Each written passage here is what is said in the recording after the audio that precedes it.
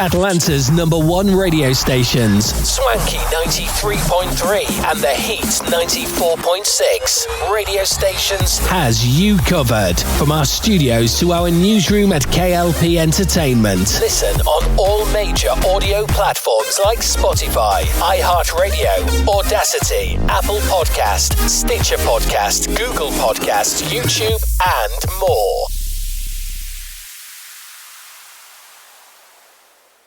Live from our newsrooms brings back our hit news network, SNN, with many news anchors like Arthur Brooks, Addison Hayden, and Beatrix Gemma. Brings you stories about the news worldwide. Tune in on Atlanta's #1 stations, Swanky 93.3 and The Heat 94.6 radio stations. To get the latest news today, listen on all major audio platforms like Spotify, iHeartRadio, Audacity, Apple Podcast, Stitcher Podcast, Google Podcast, YouTube, and more.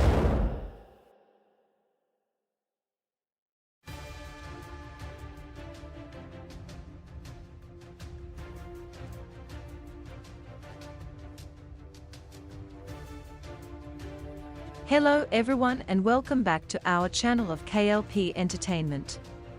Reporting live from our newsroom, this is SNN. I'm Addison Hayden. Here's your business news breaking for March 24th. Markets struggle to decide where banking rules go from here.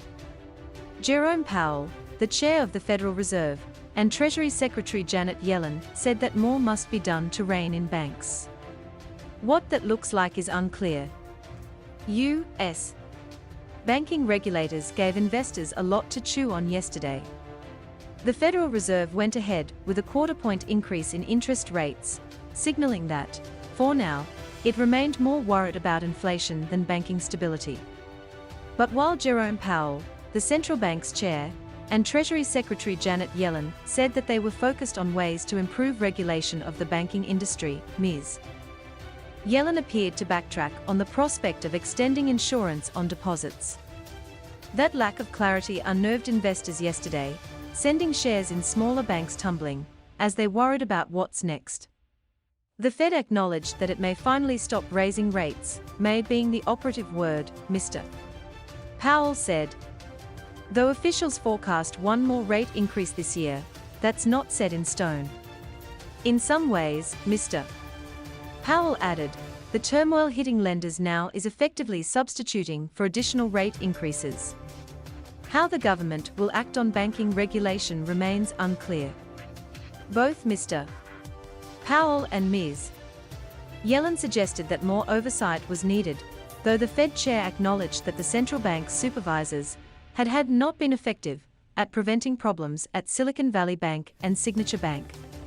The latest embarrassing revelation, the governor of the Bank of England told Britain's Parliament yesterday that he had warned the San Francisco Fed about Silicon Valley Bank over the past 2 years.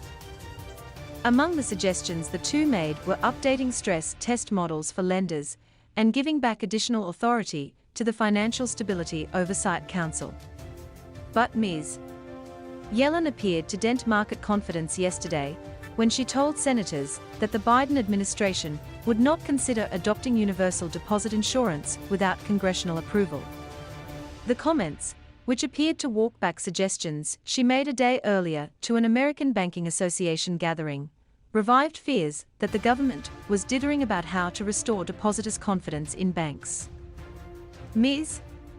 Yellen's remarks reflect the stark political reality that expansive new regulations are unlikely, given Republican opposition.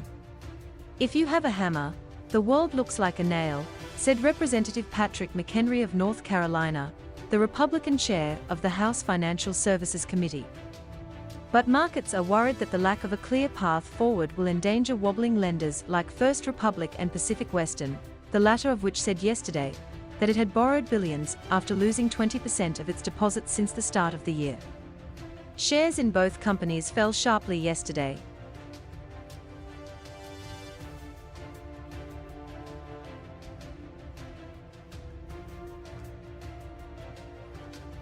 Breaking news is that Scotland men's national team head coach Steve Clarke has signed a new deal, so he's agreed to remain in charge until 2026. They've got a double-header, haven't they, against Cyprus and Spain at Hampden Park. He signed his extension until after the World Cup campaign. So that's going to be held in Canada, Mexico and the United States. They're desperately trying to qualify for that.